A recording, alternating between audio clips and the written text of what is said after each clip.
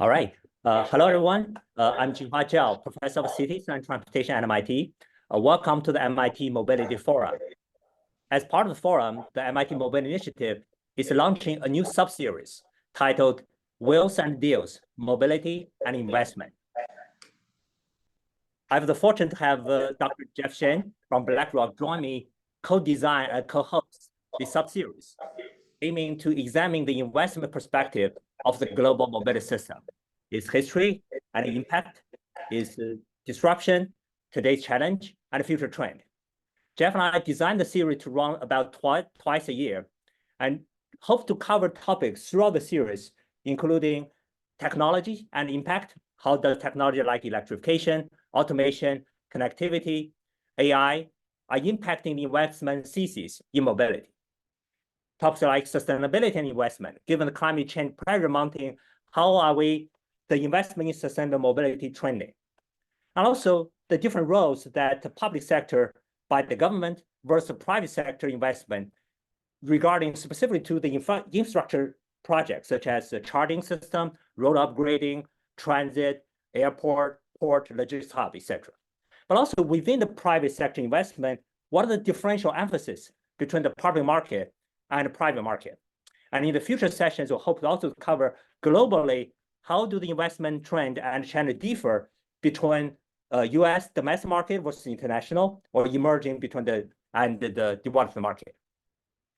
So with that, today it's really my great pleasure to have Dr. Jeff Shen and Dr. Meghan Sharp join us to launch the first episode of the Wheel and Deals sub-series.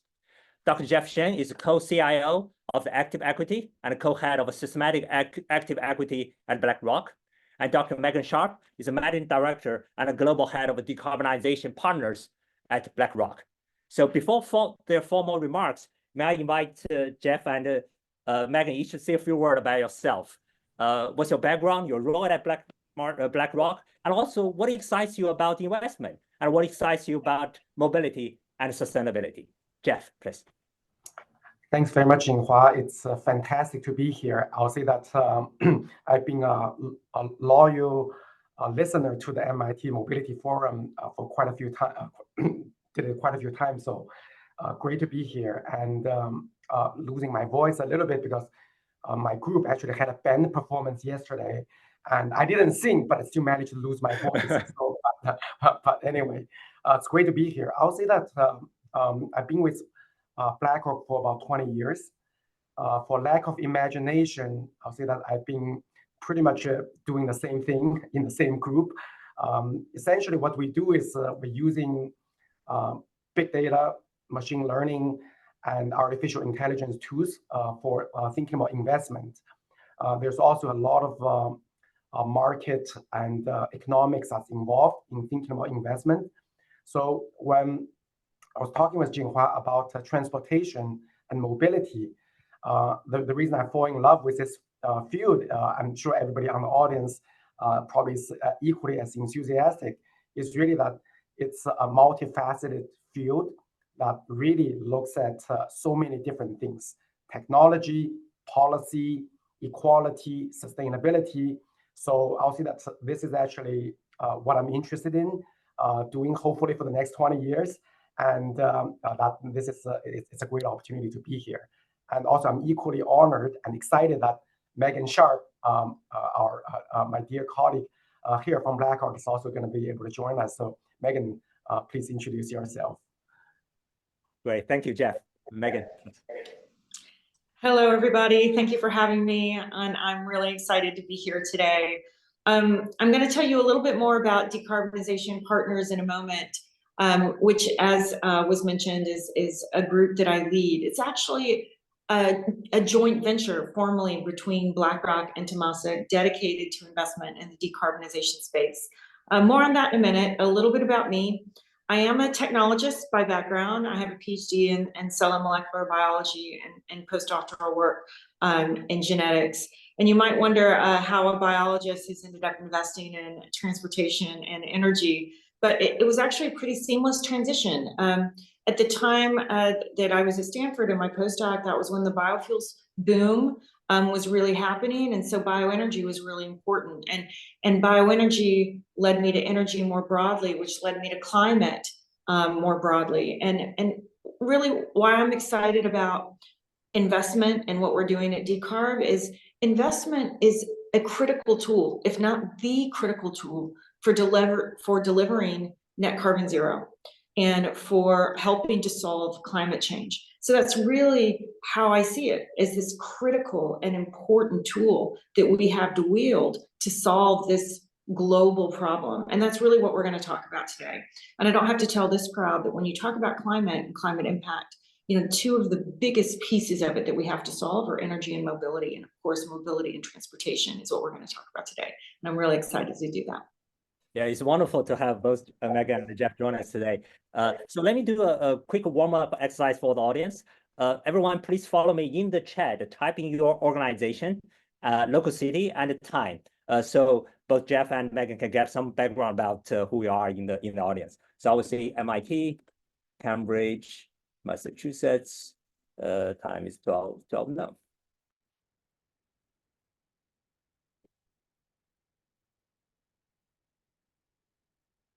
SUTD, TMAU, Vermont, RTC, Liberty Neutral, Spawn. Oh, Hannah's here. Hi, Sienna. Holland, Glenn Cook.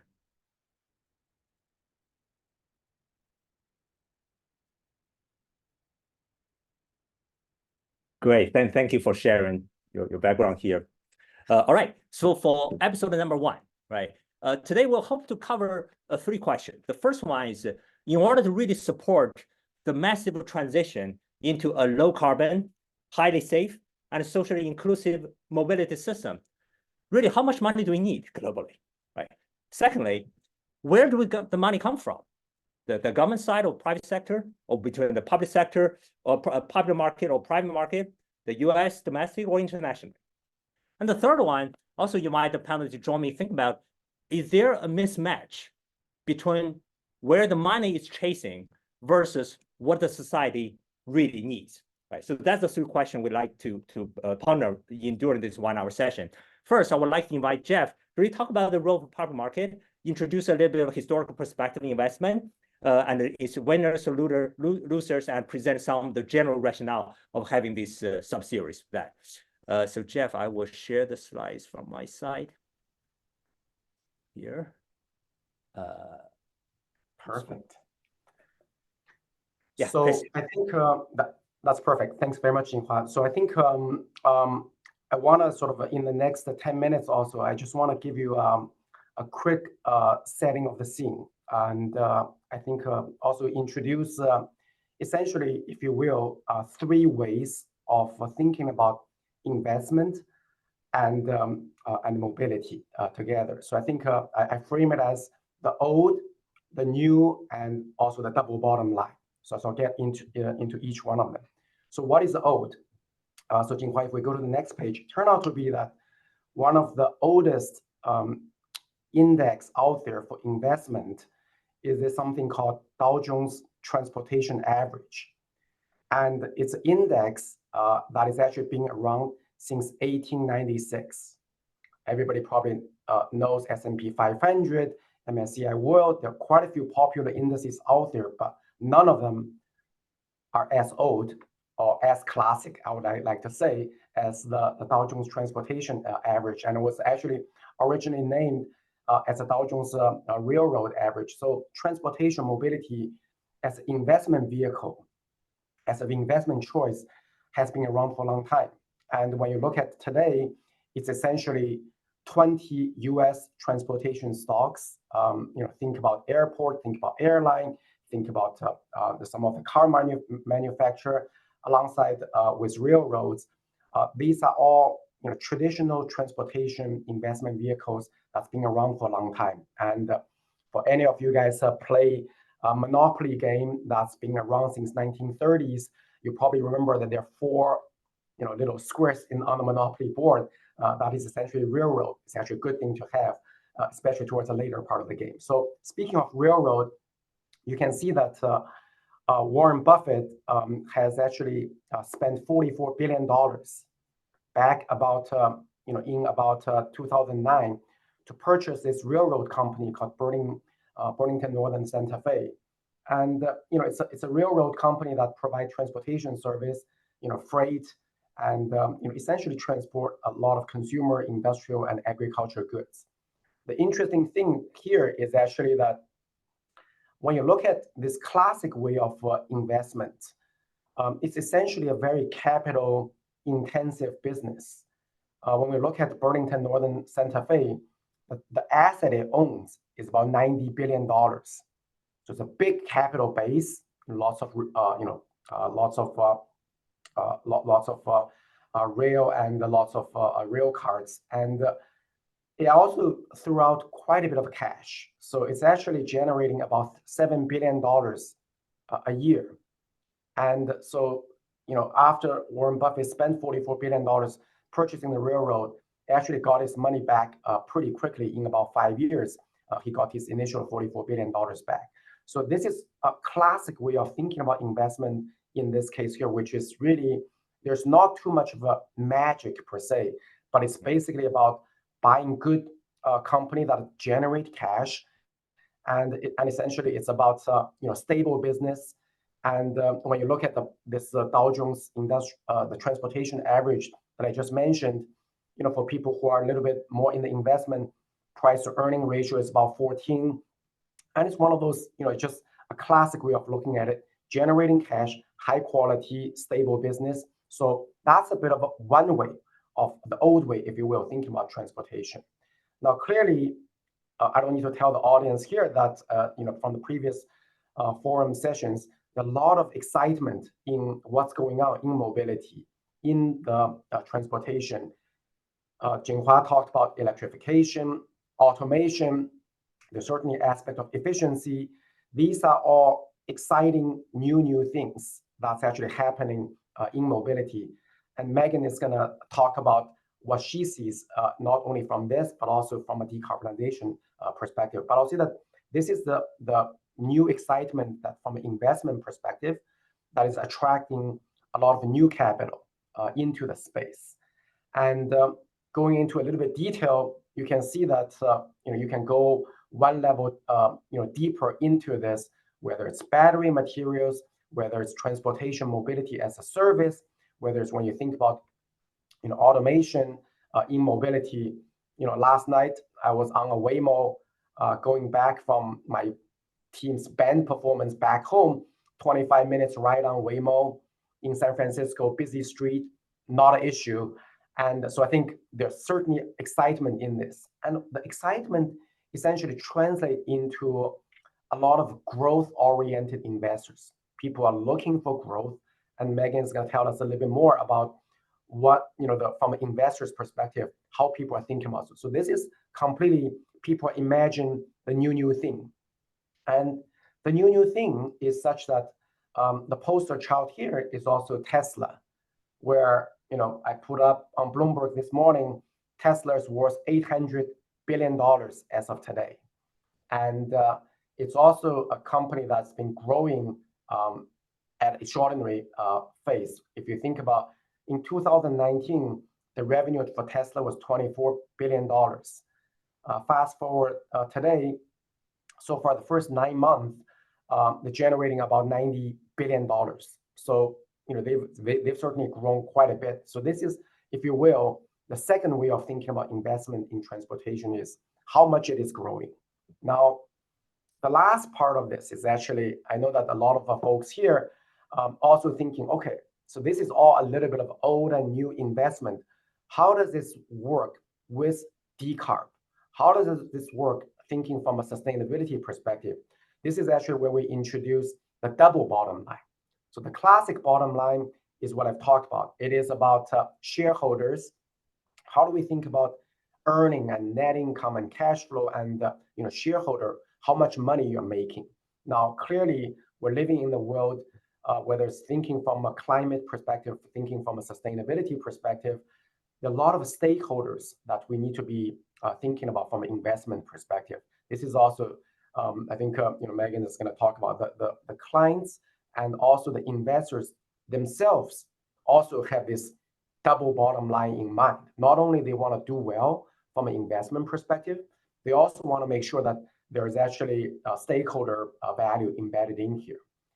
And if we go to the next slide, so from a research, from an investment perspective, it is a pretty exciting area, I think, for everybody, in the sense that I'm just showing you a little bit of the nerdy slide here, which is our research report that for every investment idea, we actually go through this pretty rigorous research process that's a little bit similar to how you want to publish an academic journal.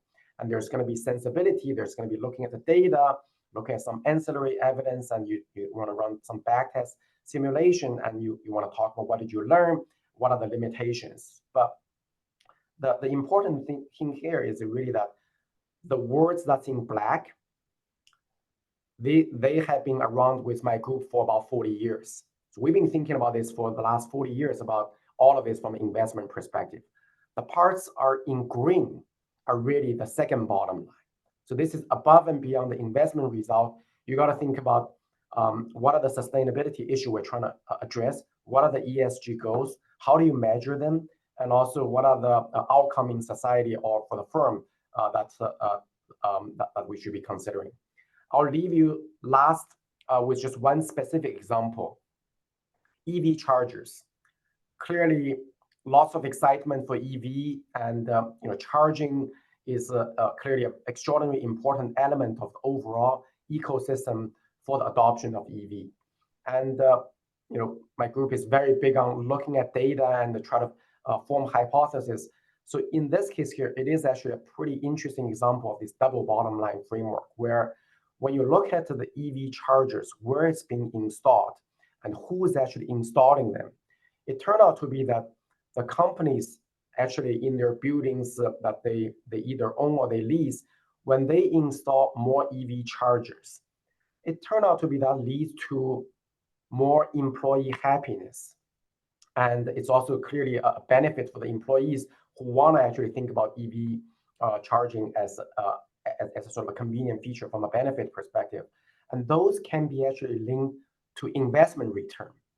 So it's sort of interesting in the sense that more EV chargers leads to happier employees, leads to actually better investment outcome, better quality for the companies. And obviously, from a sustainability perspective, more EV chargers also, helps on more EV adoptions. And there's also some ancillary result that we can measure. So I'll say that that's actually probably a specific example of double bottom line, where you really need to think about both, is this better for investment, but also equally important, is this better from a sustainability perspective. So to sum it up a little bit, there are these three frameworks of thinking about investment in mobility, in transportation. The classic way, income statement, cash flow, Warren Buffett. The second way is a bit more of what are the future that can be. So it's a bit more growth-oriented investment mindset. But I think underpinning both of these classic way of thinking about it, there's also this framework of thinking about double bottom line, especially as we dig a little bit deeper into decarbonization and how sustainability is going to work out. So with that, I'll hand it over to Thank you, Jeff, for the old and new, the double bottom line, particularly the dual sensitivity, both to alpha and also to sustainability, right? I think Meghan describing the decarbonization part is a perfect representation or embodiment of that spirit. Meghan, please. Fantastic. Thank you. And you're absolutely right. That double bottom line is exactly what Decarbonization Partners is all about. So I mentioned earlier in the conversation that the Decarbonization Partner strategy is really the origins of the strategy is that this is a joint venture between Blackrock and Temasek. It's a 50-50 joint venture. And this is a dedicated, what we call late stage venture and early growth platform. And I'm going to tell you a little bit more about what that means in a moment. But we do refer to this strategy as a dual purpose strategy, all right? And that's exactly what we've been talking about, what Jeff has been referencing, where what our investors want and the reason that they invested in Decarbonization Partners is, yes, They want financial returns. It's very, very important to them. But they also want to see a decarbonization impact, a measurable and material decarbonization impact for every investment that we make. And we report on that decarbonization impact in the exact same way we report on our financial returns. So our quarterly reports present both of those metrics that are measurable and quantifiable, right? So this is a very important part of our platform. So in general, what are the structural trends that we're seeing? So again, this is a dedicated decarbonization platform. And of course, this shouldn't surprise anyone, but we focus on clean energy, the electrification of everything, green materials, and a circular and digital economy. If you break those sectors out into a little bit more detail, where we're investing today is in carbon capture, utilization, and storage technologies, bio and low carbon products, next generation energy, advanced mobility, which is what we're here talking about today. And we at Decarb think about mobility very broadly and transportation very broadly. We think air, land, and sea, okay? So it's how we move people and goods all across the planet. All right, and then we also look at carbon management services as well as the digital transformation. If you go to the next slide, what I want to spend a couple of minutes talking about is where we've seen the need to deploy our capital, all right? Because this is a very important part of the puzzle. There is capital available today, but are we deploying it towards the right technologies and at the right stages where they will have the impact that we want them to have? So where Decarb partners saw the white space and the need for investment is in what we call the late venture early growth stage. So what do I mean by that? This is not early stage R&D. This is not where we're still asking the question, does the technology work? And there's a binary outcome. Does it work? Does it not? We are investing where that question has already been answered. The technology works, and now we need to scale it. What this strategy is also not is infrastructure, those really mature projects. And we know infrastructure is also a very important part of the net zero equation. But where we're really playing is where new technologies are ready to scale. If you go to the next slide, some of the things that we look for that are clear markers that this is where we want to invest. Again, de-risk technologies ready to scale. But what we all also want to see is first revenues. And first revenues are not about the money per se, it's what they represent. And in this case, we like to say something called desperate customers. We want to see desperate customers that are testing and trialing material from perhaps a pilot or a demo plant. And now they're banging their fist on the table saying, I need to launch a product. I need to launch a decarbonized product, and I need real volumes in order to do it. So where you'll see our capital coming in is not at a demo or pilot scale, where again, we're still testing the technology. You will see our capital come in at that first commercial facility, that first facility that is scaling to commercial volumes for these customers that need those commercial volumes. So it's still risky. It's just not early stage technology risk. This is scale up risk. It's engineering risk. That's the way to think about it. Execution risk. Other things that we look for, cost parity. Green premiums are really hard, and right now there's not a lot of appetite by customers to pay them. So today, these options can be expensive, more expensive than their carbon intensive counterparts. But what we want to see is as these opportunities scale, as we're building scaled plants with larger volumes, that these cost curves are coming down. And we see line of sight at some point in the future to cost parity with their more carbon intensive counterparts. And last, what we look for is, since this is execution risk, scale up risk, the management team is really important. Execution is all about people. And so we spend a lot of time with these management team, diligence these management teams, understanding the capabilities that they have and the capabilities that we can bring forth to help them, and any gaps that we see that, again, we can help them fill in order to successfully scale their businesses. So if you go to the next slide, I mentioned this already, where we're going to focus a little bit more later on in the conversation is on this particular sector, advanced mobility. What I'll say is when we're looking at deal flow, We see the vast majority of opportunities in the space in that third and fourth sector. So next generation energy and advanced mobility. Don't misunderstand, we're investing in all of them, but where we see a lot of opportunity today for investment and that decarbonization impact that we all want to see is in energy and mobility. If you go to the next slide, I just want to talk numbers just for a minute and the size of the opportunity. You'll see slightly different numbers depending on the source that you use, but the number that Decarbonization Partners uses that really brings this, the size of the opportunity home here, size of the challenge and size of the opportunity is the way that we think about it, is that $4.5 trillion a year needs to be invested from now until 2050 in order to limit warming or achieve net carbon zero. What's really interesting for this conversation is a huge chunk of that, not surprisingly, is going to be needed to invest in mobility or transportation. So about 1.1 trillion a year, all right? And today, just to give you an example of what we're seeing in this space, in our current pipeline that we talk about every Tuesday in our team, we're tracking about 200 companies right now in the advanced mobility space. All right, so again, really rich opportunity, really rich deal flow. And you can see that they're quite broad. All right, lots of battery technologies at the bottom there, whether it's chemistry, recycling, materials, swapping. Of course, charging is an important part of that. Jeff already mentioned that, whether it's ultra-fast charging, vehicle to grid, autonomous vehicles. We just heard that Jeff rode in a Waymo last night, so that's pretty exciting. And then, of course, low carbon fuels, sustainable aviation fuels. We do talk about the electrification of everything, but certainly we need liquid fuels for some period of time from now into the future, if you think about aviation in particular.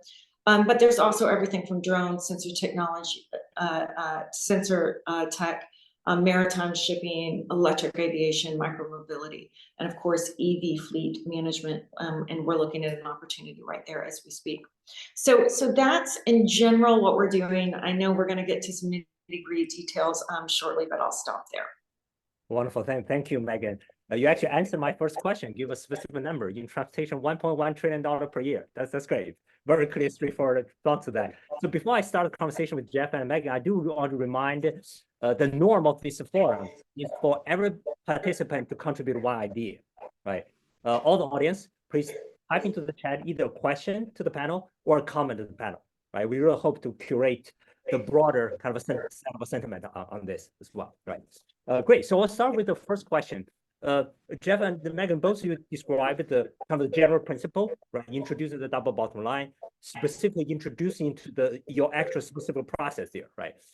Maybe to help contextualize a little bit, can you give us one or two extra deals you made, right? Actual example, actual company you invest in, why this company fit this criteria and how you design and actually implement and help the company grow in this.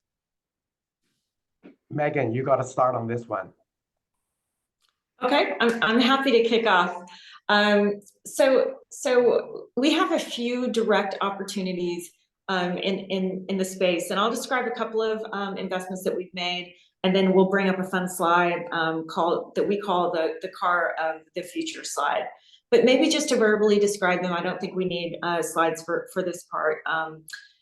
So while we're investing quite broadly, where we have seen a lot of opportunity is in the battery itself, all right? And so maybe I'll tell you about Group 14 and Ascend Elements to kick us off. And then, so Group 14 is on the anode side of the battery, and it's a high silicon anode battery, which creates a more efficient battery. And what this ultimately results in is a car that can go twice as far on a single charge.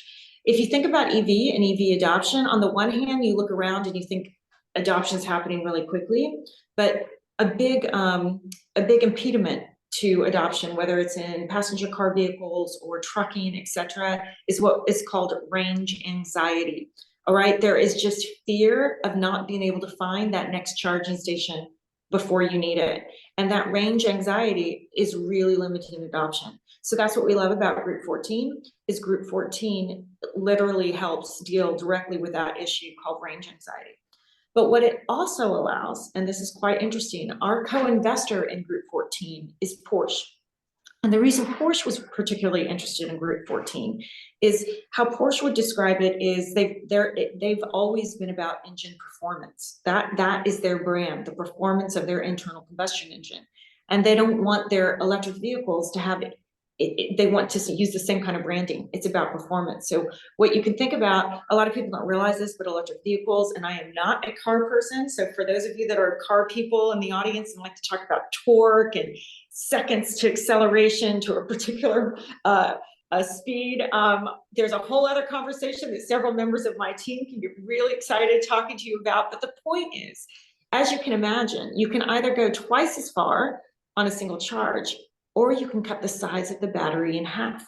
These batteries are really heavy, all right? And so cutting these batteries in half actually helps with the performance of the vehicle. So for Group 14, what we really love about it is some of the attributes that I already told you. It's a drop-in. So there's no change in the manufacturing process. It's a drop-in solution. Also, it's a cost parity with the current processes that are used now. They're just replacing silicone, graphite for silicone. Again, excellent management team.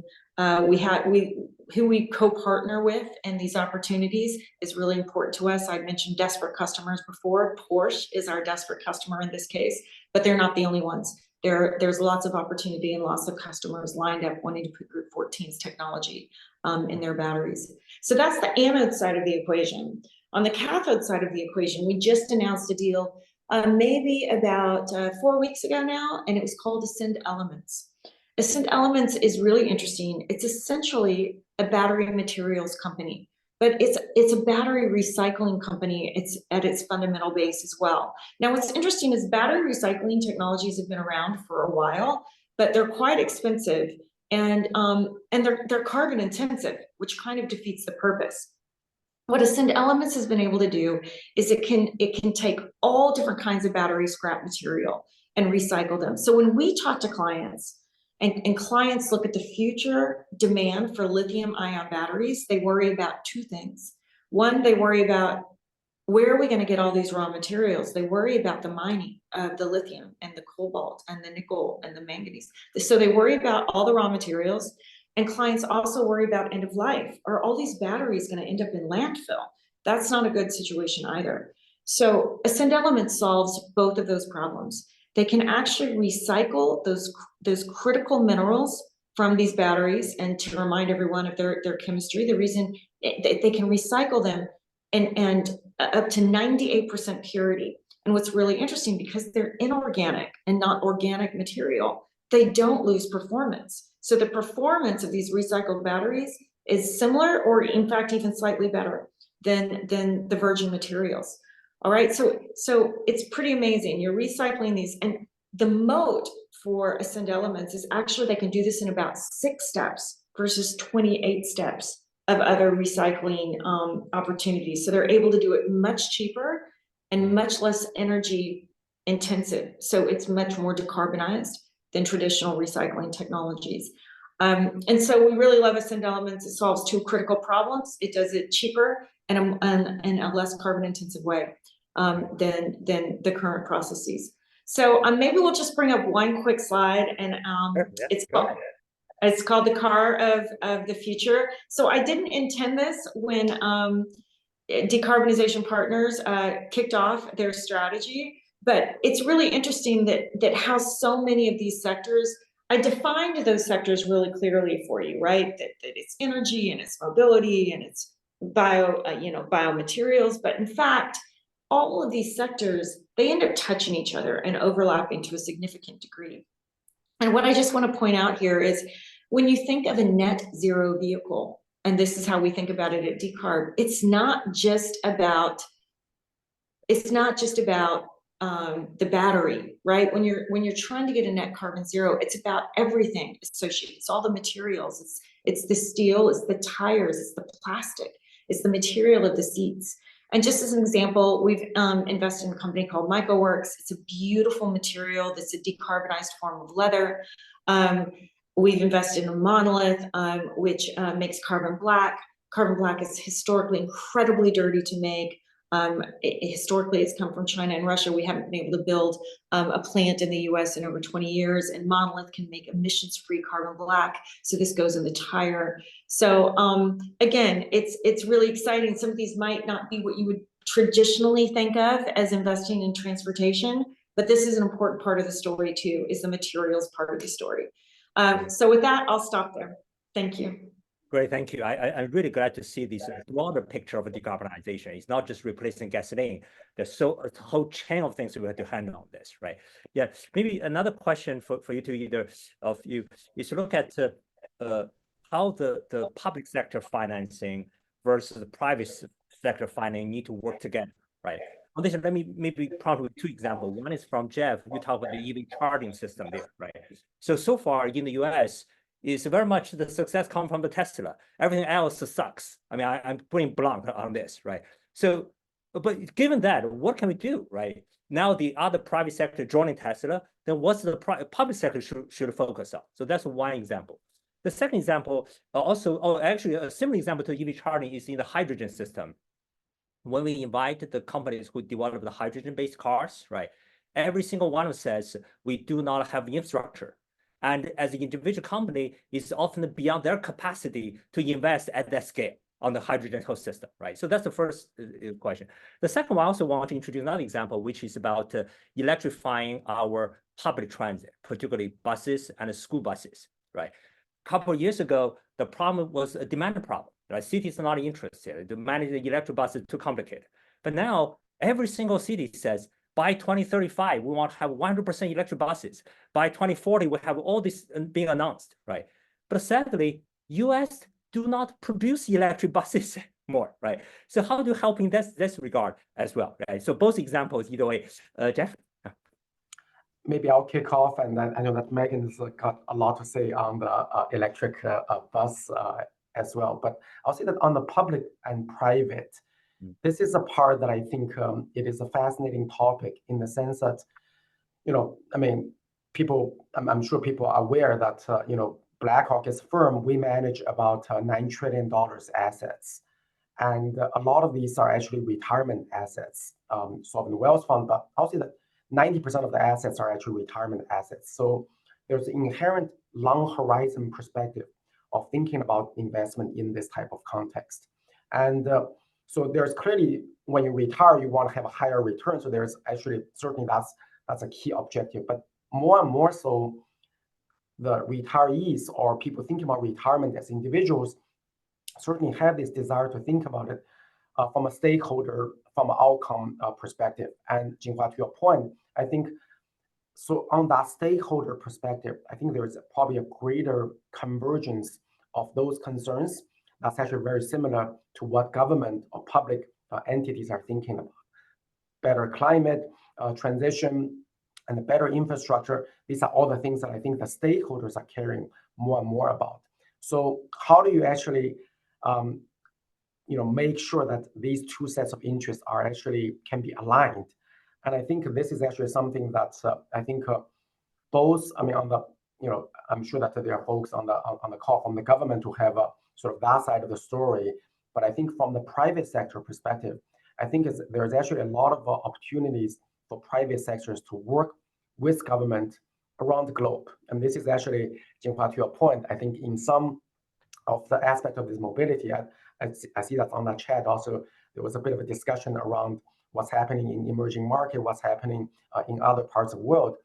You realize that when you actually think about this from a global perspective, the willingness to partner, the willingness to co-develop some of the solutions between public and private, I think is actually quite different. There's actually lots of exciting things going on in Asia, lots of exciting things going on in Europe with a big sustainability focus, and even in Middle East, given COP that just happened, there's also some movement toward the right direction. So I think in that regard, I would say that private capital can potentially be a catalyst, but in a lot of this infrastructure build out, we have an infrastructure group that's actually doing a lot of interesting work. But what we find is actually a lot of times that can only be the start. Some of the scale and the nature of the investment, you really need the joint support, coming from a a government that is actually well aligned with where we want to go. And that's very uneven around the globe. Thanks, Meghan. Jeff.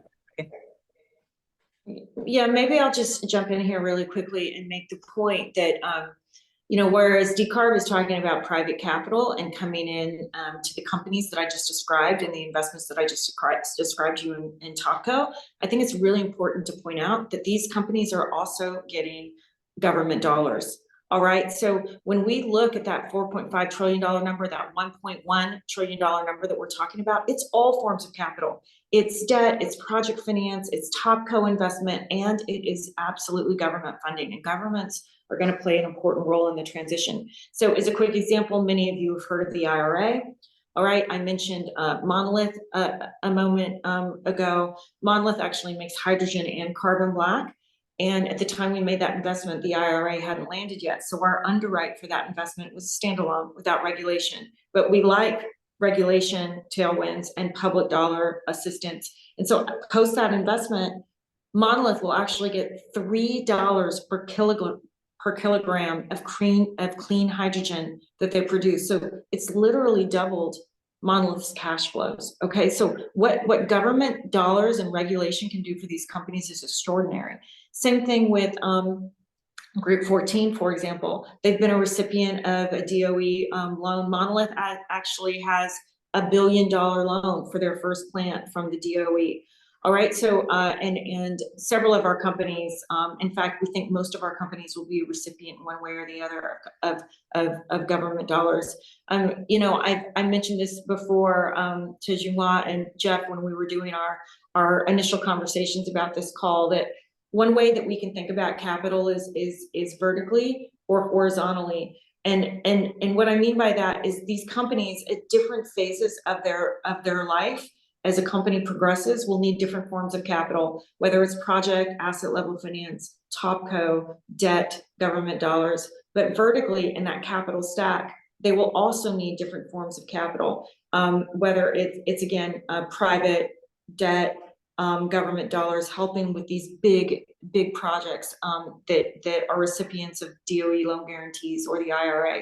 So I just think it's really important to point out success and net carbon zero is a collaborative approach. It's a partnership approach between corporates, you know, universities, governments, and private sector, public sector. It's going to require all those kinds of capitals to get us to success.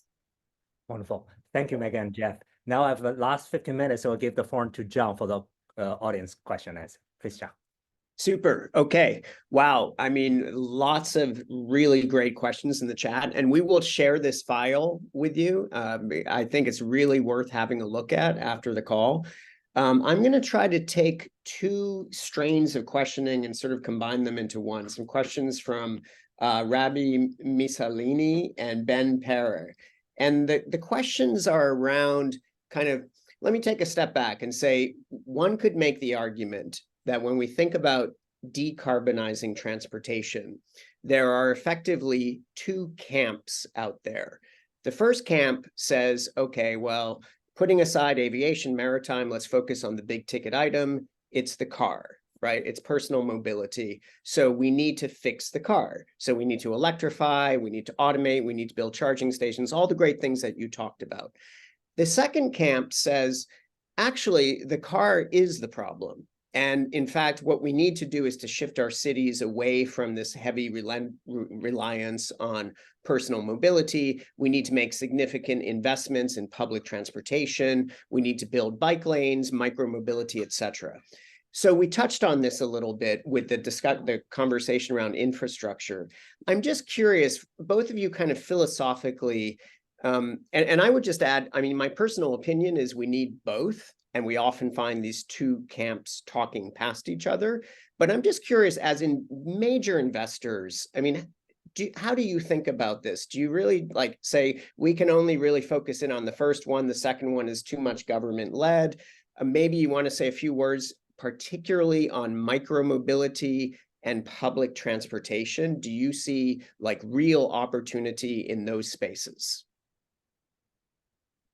Maybe we start with you, Meghan. I felt like I'd been talking too much, so I was going to let Jeff take it, but I'll be quick and go over to you, Jeff. Okay. So I absolutely agree with you, John. It's all of the above, right? We can't afford to just bet on one of these things. We do need to do it all. And every now and then I'll be asked, why are you investing in all of those sectors? Why don't you just start with the big ticket items? And I say, because net zero requires all of those solutions, right? And you can't wait and just do kind of the low hanging fruit and then wait too long to try and do everything else. So I agree with you. What I'll say in particular is we are looking at micro solutions, but I will say that where we see a lot of those, the big opportunity for investment, talking about an investor, is in places like India. Okay, so it's also got some interesting regional differences. In terms of the electrification of our public transport system and the building out of our public transport system, of course, that's going to need public support and public dollars. But right now, it still is an investment opportunity for private, and we can help. And I believe we can help accelerate that. And for example, we've mentioned the electrification of school buses. Right now, we have been involved in pretty serious conversation with a company considering the electrification of school buses across the United States and what that would look like and the amount of investment that it would look like. And so there's real investment opportunity here. It's not just something that we have to rely on our policymakers and public figures to figure out for us. But it is both. I agree with you. It's about the net zero vehicle. It's about building out our public infrastructure, and it all has to be electrified. And I'm going to stop there and let Jeff jump in. Okay. Thank you. Completely agree. I think it's probably more about and than or. And it's always fun to have the debate. I can see that Tesla seemed to be a controversial issue here at the forum, and I'm not surprised. I know that as soon as I mention it, I'm gonna get both sides of this. So this is fantastic. But I think it's I think to a bit of a Megan's point. I mean, the only thing that I'll add is actually, I think government can be investment return neutral. They're not in the business of making money per se.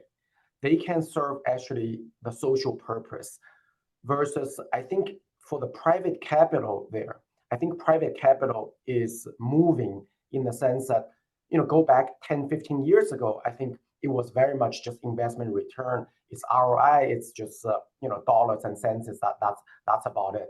But the private capital is evolving, but I don't think it's gonna evolve. I mean, I don't think it may necessarily ever evolve into a space where people just say, I'm going to give you $100 million. You're going to invest in this micro mobility company. At the end of it, it becomes zero. It's no big deal because it's actually helped the last mile transportation. I don't think think about if that's in your 401k account, would you be happy about it? Or would you be happy about to say that $100 million, turn it into $200 million in 10 years, but we also serve the social purpose above and beyond.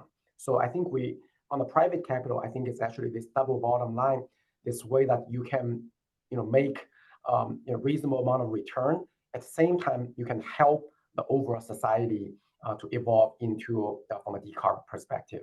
So I think that's probably, and then the key general equilibrium solution here is actually how do we fit the government objective function in relation to the private capital that is actually evolving. And I think that's also where I think, in some of these risky projects, can government take the first loss so that you can encourage much greater private capital to involve. So there are a lot of, I think societal level type of, I don't want to call it financial engineering, but just a smart way of financing what Megan was talking about. When you think about this, matrix of, different type of financing, different type of investment horizon, different type of risk involved in it. Because at the end of the day, we want to have a society that's growing.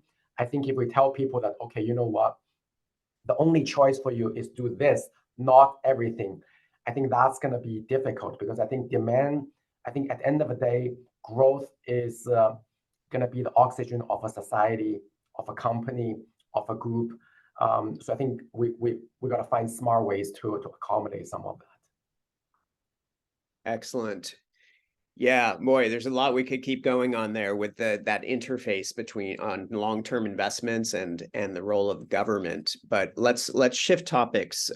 So Robin Chase, who's one of our sort of regular members of this community, she's the founder of Zipcar and many other mobility-related startups. She asked a question about carbon capture and storage, basically saying, "Hey, I'm surprised." And I think this one is probably for you, Megan. Can you point to any successful examples at scale, or even successful not at scale? Yeah, so it's a good question. And full disclosure, when we were putting the decarbonization strategy together, some people were saying purists wouldn't invest in CCUS because by definition, it means whether you're talking point source capture, right? What you're really talking about is polluting industrial processes where you're trying to catch that CO2 at the source. So shouldn't we just be investing in technologies that don't produce CO2? All right, and then there's something called direct air capture, DAC, okay, which by definition is quite different. It's not point source capture in an industrial process. It's literally taking CO2 out of the air, right? So both do the same thing, but very, very different related technologies. We talk about the transition, and it is a transition, and that means we can't just be investing in technologies today, and even the technologies that we're investing in today, they might be far better from a carbon intensity point of view than what they're replacing, but they still emit some level of CO2. So CCUS and direct air capture are both going to be important solutions in the future. To directly answer your question, yes, there are successful technologies that are being deployed today, okay? Both point source capture, as well as, interestingly enough, direct air capture. What some of you might have seen the last couple of weeks that was announced, it was one of our sister teams at Blackrock.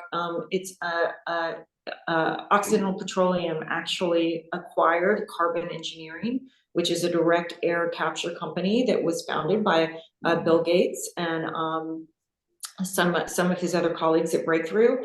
And so Occidental is going to invest. BlackRock's helping to provide the capital to that, to scale that direct air capture opportunity. So this is, I would say we're at the beginning of that CCUS and direct air capture journey where it's really going to have impact and where it's going to scale, but it's real, it's super exciting, it's a really important part of the transition. But yeah, it's really happening, and these technologies are working and they're being deployed. That's great. That's great. Yeah, I mean, those DAC units, kind of like giant vacuum cleaners, sucking CO2 out of the air. It's fascinating. Okay, let me move on to a different question from Ryan Westrom. And he writes, I'm wondering about casting the transportation industry as actually having growth potential. Obviously population will grow, but will margins increase? He writes, I'm skeptical. Ultimately, despite the search for higher compound annual growth rates, I think it leads to a low margin, high volume business as modes are commoditized. So what are your thoughts on that?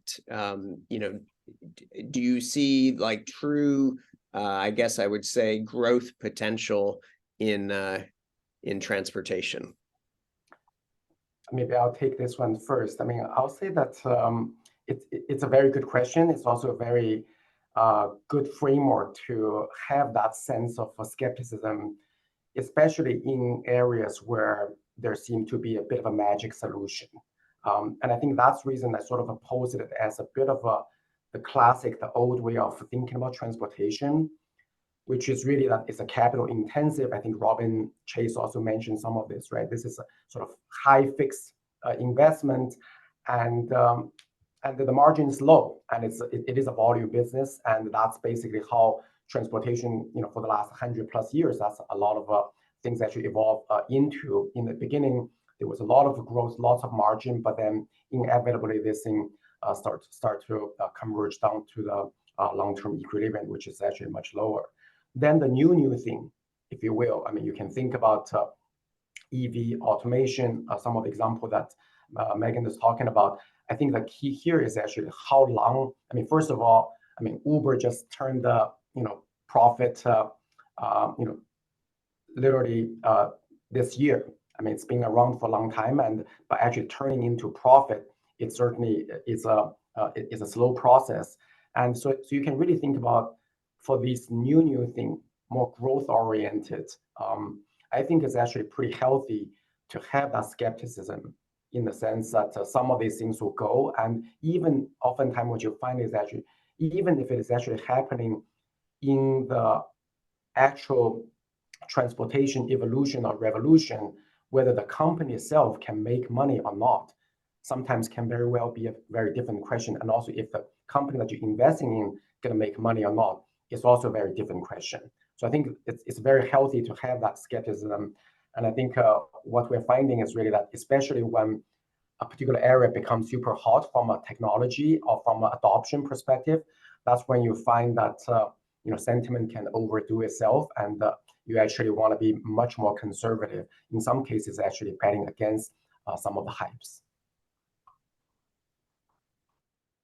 Great. Yeah, it's 1 minute to the hour now. That's the time I hate myself for interrupting such a beautiful conversation here. But one thing I would just say is I'm really glad today's conversation really generated a lot of serious debate in the chat. I can see there are a lot of tensions, different opinions. This is great. That's the purpose of this forum here, right? I'll make 2 quick announcements before we close the session. One, we have an MIT TRB Washington DC reception in Washington DC, January 9th, Tuesday. So we already received 200 people RSVP. Please join us. That's really a great session to see each other in person, discuss things, right? The second one is this actually the last session of this season.